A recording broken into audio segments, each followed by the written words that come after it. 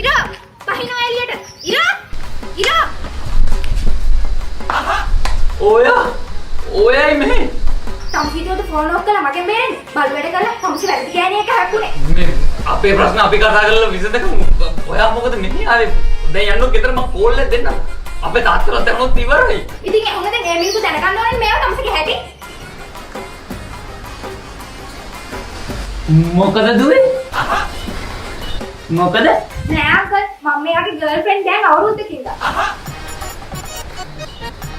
මං අංකල් ඊයේ මෙයාගේ FB account එක ඉල්ලලා බැලුවා. කෙල්ලෝ ගොඩකට පැනහැල්. ඒ ලින්ක් දීලා බලන්නකෝ අංකල්ගේ සල්ලිනේ. කියන්නද? කියන්න. අංකල් මේ හිතලා බලන්නකෝ මුට මේවට කරන් තියෙන්නේ.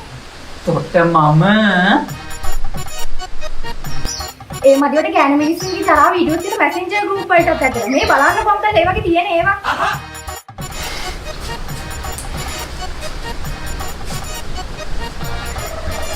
ගුරුවා තාත්තේ යකෝ දැන්වත් මම මේ ගෲප් ටිකට ඇඩ් කරපන්කෝ. එයි මෙච්චර කාලයක් ඇඩ් නොකර ඉදී.